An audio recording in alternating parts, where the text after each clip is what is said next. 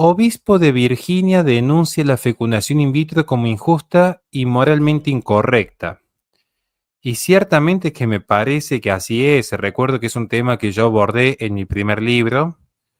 Siempre he estado en contra de la fecundación in vitro. Es más, me parece una industria incluso peor que la industria del aborto, que ya es decir mucho, por cuanto que la industria del aborto es una industria fomentada no solo como un atentado contra Dios, sino que además como implica un aspecto esencialmente geopolítico. Pero en todo caso yo puedo entender a ciertas personas que en la ignorancia caen allí y luego se arrepienten. Pero la fecundación in vitro, 8 de cada 10 embriones son descartados. Es decir, por el capricho que puede tener una persona de, con tal de reproducirse a toda costa, por distintas circunstancias, no aprovecharon, no supieron aceptar la realidad natural, no tuvieron las condiciones dadas por distintas circunstancias. En ese día del non serviam, el no querer aceptar la realidad tal como es, fuerzan tener un hijo a costa de tener que sacrificar embriones. Yo recuerdo que una vez hice un posteo de este estilo en Instagram y una mujer me dijo que gracias a la fecundación in vitro tenía una nena en el jardín. Dice, tengo mi hija en el jardín y estoy orgullosa de ella. Y aunque tenga otro hijito congelado, escuchen ese cinismo, otro hijito congelado, yo estoy feliz de mi hija. O sea, es igual o peor que el aborto, por donde se mire. Porque si alguien me dice, no, porque en el aborto se elimina la vida, en la fecundación in vitro también. Si no, vayan a hablar con cualquier especialista honesto, porque hay muchos deshonestos en las filas pro vida, y les va a decir, entre 8 y 9 de cada 10 embriones se descartan y se pierden. Pero como es una industria millonaria, donde la gente más rica es la que accede, no la mujer pobre de las villas, como dicen las feministas con el aborto, pasa desapercibido. Entonces nunca se suele atender a la fecundación in vitro. Y es jugar a ser Dios, básicamente. ¿Qué nos va a decir el obispo Burbidge en este sentido? La fecundación in vitro es injusta y moralmente incorrecta y promueve la eugenesia según el obispo de Arlington, Michael Burbidge. Hay que recordar también que en cuanto a la eugenesia, que está la organización Men Having Babies que operaba en Ucrania, que tuvo un conflicto serio cuando se desató la guerra allí, que le ofrecía a los padres homosexuales embriones mediante contrato donde se aseguraba el vientre del killer, la documentación y que ese embrión iba a tener cierta predisposición genética de acuerdo a lo que ellos seleccionasen y por garantía se les aseguraba que ese embrión no tuviese ni síndrome de Down ni síndrome de Tourette, que si lo tenía se abortaba y comenzaba un nuevo proceso de implantación. Entonces, esta idea de la eugenesia, que parece a veces arcaica en cierto sentido, en realidad está más vigente que nunca. Y la fecundación in vitro es parte de ello. De hecho, gracias a la fecundación in vitro se promueve la eugenesia porque se puede seleccionar esa carga genética como si se tratase de un producto de supermercado. El prelado de Virginia publicó recientemente una carta pastoral titulada La familia cristiana, la fertilización in vitro y el testimonio heroico del amor verdadero. El obispo señaló que la infertilidad es un tema difícil e insta a sus feligreses a proceder con cuidado. Exactamente. Pero también hay que tener en cuenta otros aspectos. Yo no juzgo, pero hay que ser honestos también con uno mismo. O sea, a mí lo que no me gusta por ahí es la deshonestidad intelectual de algunos. Hay veces que una persona es infértil. Bueno, si la medicina puede intentar ayudar a restaurar ese estado perdido, bienvenido sea.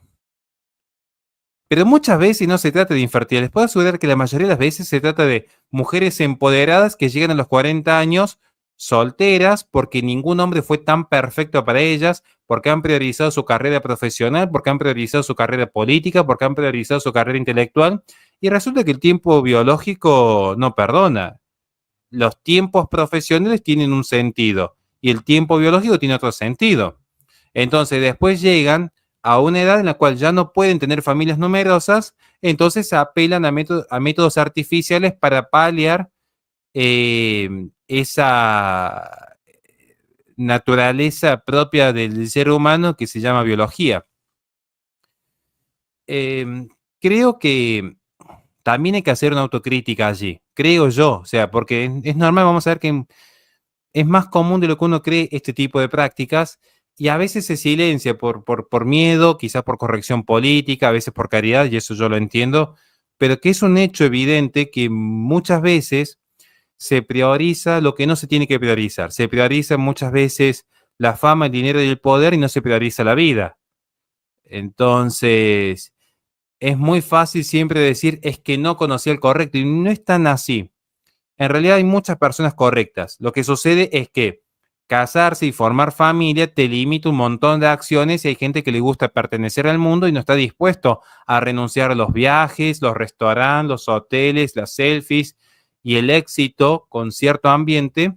Entonces prefieren la soltería y después justificarse de que no hay ningún hombre lo suficientemente bueno. Es gracioso porque incluso uno conoce referentes pro vida que están en esta línea y uno dice, pero resulta que están en la misma línea que el feminismo. Todos los hombres son malos. Entonces, si la feminista está sola o estas referentes están solas, es porque todos los hombres no son lo suficientemente buenos para estar con ellas. Es como extraño el discurso. Y uno siempre dice, el obrar sigue al ser. Veamos primero la realidad. ¿Dónde estamos parados? ¿Dónde estamos parados hoy? Donde efectivamente incluso el movimiento pro vida está muy dividido con el tema de la fecundación in vitro. Está profundamente dividido. Se los digo con conocimiento de causa interno. Hoy el movimiento pro vida en este punto se divide muchísimo. Hay gente pro vida que sigue apoyando la fecundación in vitro. Y a mí, sinceramente, esto me sorprende muchísimo. Por eso pensaba invitar al doctor Jorge Escala para hablar de estos puntos. Nos dice aquí el obispo, sea que lo sepamos o no, conocemos o nos encontramos con otras personas que han experimentado problemas de fertilidad o cuyas vidas se han visto afectadas por la fecundación in vitro de alguna manera. Esto lo escribe el 22 de enero, y ahí comparte su preocupación pastoral por la creciente aceptación de la fecundación in vitro como una aparente solución al dolor de infertilidad. Es bueno porque esta es la posición oficial de la iglesia. O sea, esta es la posición oficial. No está diciendo nada que la iglesia no se haya pronunciado en el pasado rechazando abiertamente la fecundación in vitro. Más oscuramente, también ha observado la creciente demanda de la fecundación in vitro como un medio instrumental para conseguir un niño a través de la gestación subrogada, que es el alquiler de vientres, fuera del contexto de matrimonio, lo cual implicaría una infidelidad, y la vida familiar o incluso para crear genéticamente un niño con características específicamente deseadas mientras se eliminan a otros niños en el proceso. Es que necesariamente se deben eliminar otros embriones para gestar uno. Y hay que asumirlo. Quien está a favor de la fecundación in vitro, quiera o no, está a favor del aborto, porque es procurar la muerte de un embrión con un determinado fin.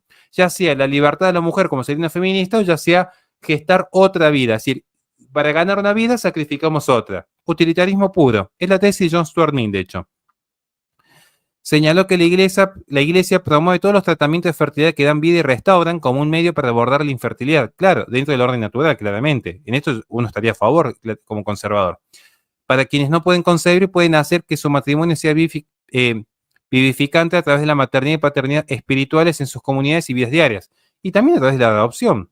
Y eso también es cierto, a través de la adopción. El obispo afirmó que todo niño, sin importar las circunstancias de su nacimiento, tiene dignidad humana. Bueno, esto también es claro. Dicho esto, la fecundación in vitro atenta contra la dignidad del niño.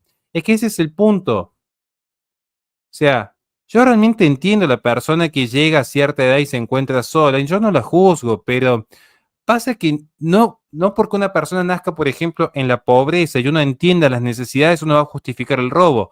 Y no porque yo entienda a una mujer que está sola y que quiere tener hijos y no pudo tenerlos, vamos a justificar esta industria.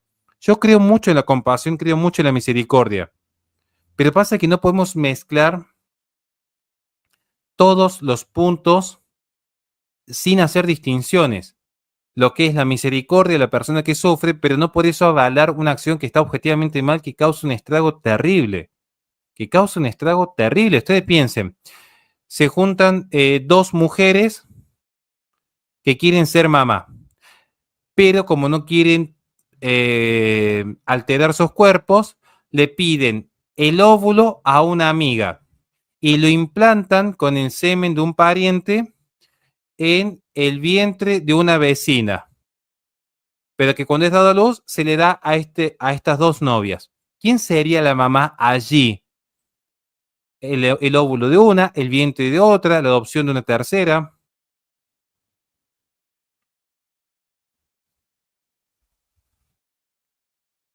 Entonces, estos son los puntos que uno está viendo.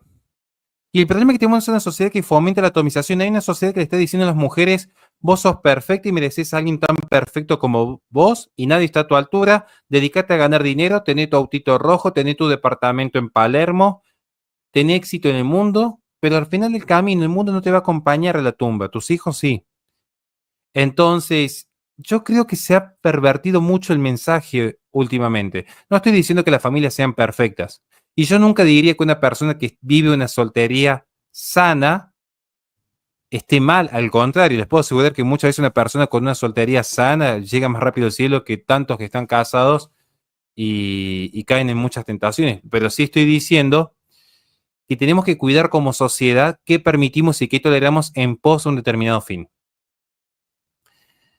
Eh, la Iglesia, como describió el prelado, condenó oficialmente la fecundación in vitro en 1987 en Donum Vitae del entonces cardenal Joseph Ratzinger, prefecto de la Congregación para la Doctrina de la Fe y más tarde el Papa Benedicto XVI.